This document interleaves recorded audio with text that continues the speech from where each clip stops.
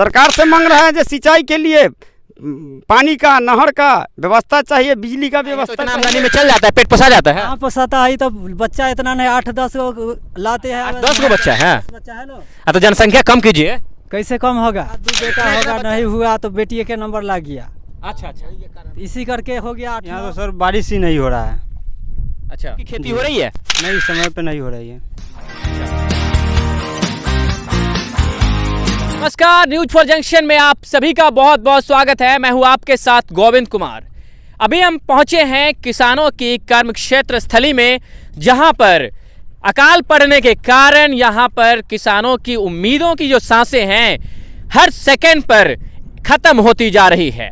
यहां पर मैं आपको बता दूं कि पूरा बिहार जिस तरह से सुखाड़ की चपेट में आ गया है, तो इस स्थिति के कारण आप देख सकते हैं, कैमरा पर्सन से मैं निवेदन करूंगा कि आप दिखाइए, एक बहुत बड़ा ये चबर है और इस चबर में आप देख सकते हैं कि एक समय ऐसा होता था जब चारों तरफ धान रोपनी के कारण यहाँ पर खेत लहलहाते हुए दिख रहे थे, हरियाली ही हरियाली होती थी। लेकिन आज किसानों से लेकर हरियाली तक सब कुछ गुम है और कुछ किसान इसी उम्मीद के साथ यहाँ पर धन रोपनी कर रहे हैं कि हो सकता है कि कहीं ना कहीं इंद्रदेव की कृपा बरसे।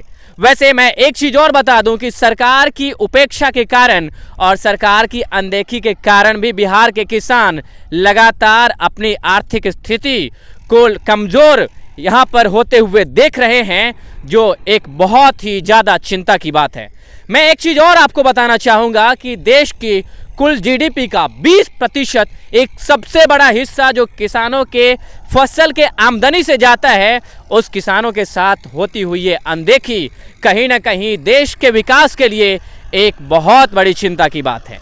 यहाँ पर कुछ किसान मौजूद हैं जो थोड़ी सी उम्मीद बची हुई है बारिश की, इसी उम्मीद के साथ धन रोपनी कर रहे हैं। मैं इनसे कुछ सवाल और जवाब जानने की कोशिश करूंगा कि ये कैसे धन रोपनी के समय में अपने इस खेत को यहाँ पर रोप रहे हैं और कितनी खर्च आ रही है और क्या क्या परिस्थितियों का ये सामना कर रहे हैं।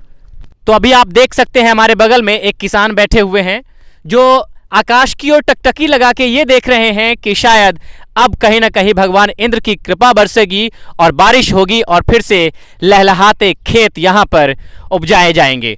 तो इनसे मैं बात करने की कोशिश करूंगा और ये जानने की कोशिश करूंगा कि किस कारण से ये चिंता में डूबे हुए हैं और आकाश की ओर लगातार देख रहे हैं। क्या नाम हुआ भाई आपका? मेरा नाम तो सुरेश राय है। अरे सुरेश भाई, वर्षा नहीं हो रहा है, माला कैसे उठेगा? वो तो वर्षा के कारण तो हम सब बेचैन हैं सर।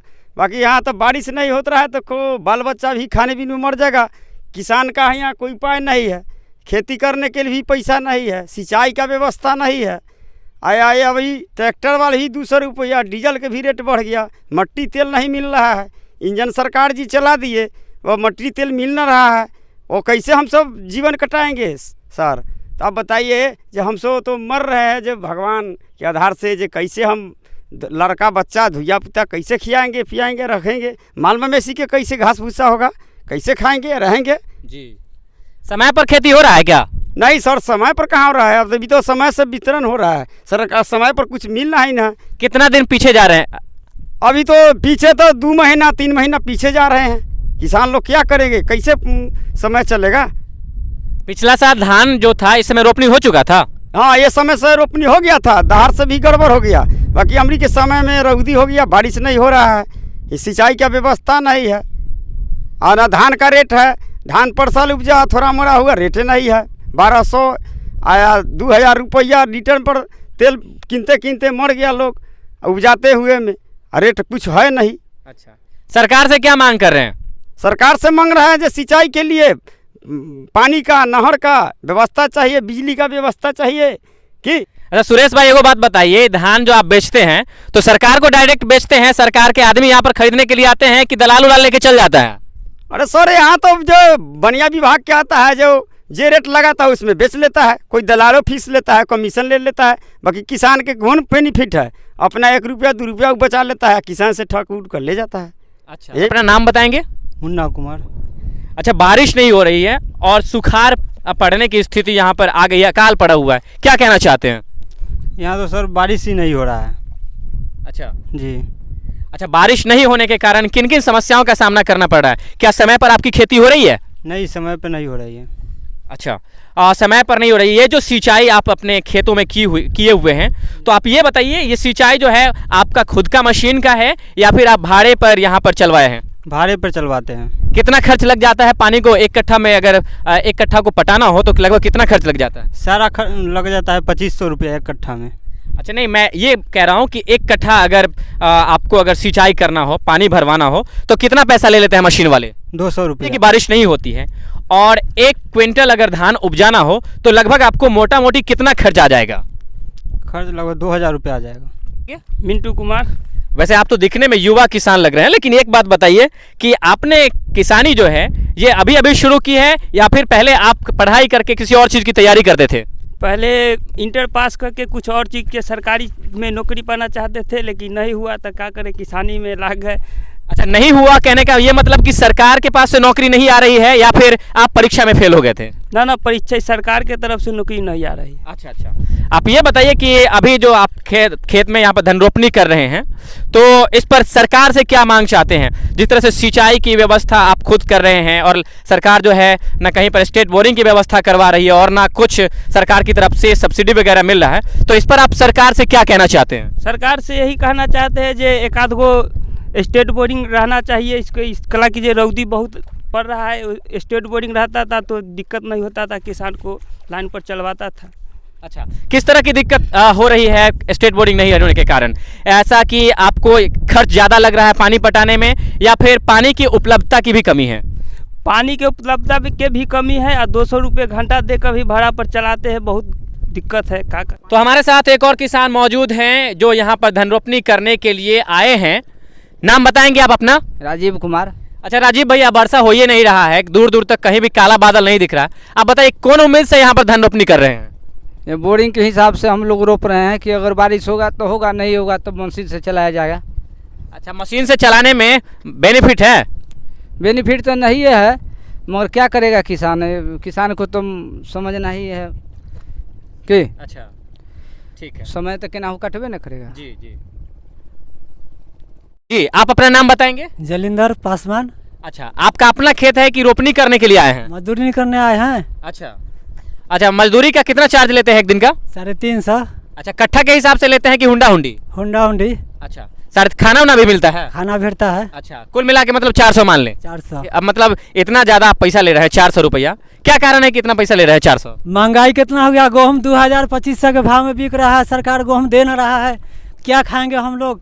इतना महंगाई नहीं होगा तो? मतलब महंगाई के लिए आप सरकार को दोष दे रहे हैं कि सरकारी कारण है? तो सरकार कारण है कि सब चीज़ बंद कर दिए, माने गेहूँ उसी से बंद है। यहाँ 1 किलो गेहूँ भेटता है हम लोग को। अच्छा। एक किलो गेहूँ से 1 महीना चलेगा। अच्छा, मतलब आपको राशन कार्ड जो मिलता है तो राशन में भी कहीं ना कहीं यहाँ पर घपलाबाजी हो रहा है? घपलाबाजी हो रहा है ना। अच्छा। 1 किलो गेहूँ भेटता है, 1 किलो में कई दिन चलेगा? ठीक है। अब 25 किलो में 22 से 23 किलो गेहूँ उतरता है, चावल गेहूँ मिला के। जी, कैसे होगा इससे? अच्छा। महंगाई कितना है इससे? तो सरकार से क्या मांग कर रहे हैं महंगाई के बारे में? महंगाई के बारे में कम करने के लिए बोल रहे हैं कि सस्ता होगा तो हम लोग को मजदूरी में उतने में काम चलेगा। अच्छा, तो महंगाई, सरकार से महंगाई कम करने के लिए बोल रहे हैं कि आमदनी बढ़ाने के लिए बोल रहे हैं? माने कम करने के लिए बोल रहे हैं ना। अच्छा, आमदनी नहीं बढ़ना चाहिए? आमदनी इतना चलेगा तो चलेगा, बाकी माने सस्ता होना चाहिए ना सब चीज। लेकिन अभी के हिसाब से जब इतना महंगाई है तो इतना आमदनी में चल जाता है, पेट पोसा जाता है? हाँ, पोसाता है तो बच्चा इतना नहीं, 8-10 को लाते हैं, अब निहट जाता है। अच्छा, 8-10 को बच्चा है? बच्चा है ना। तो जनसंख्या कम कीजिए। कैसे कम होगा?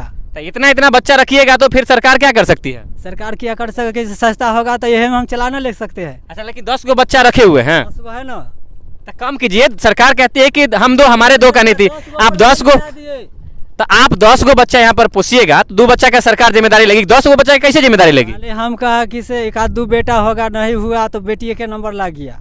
अच्छा अच्छा, इसी करके हो गया 8-9।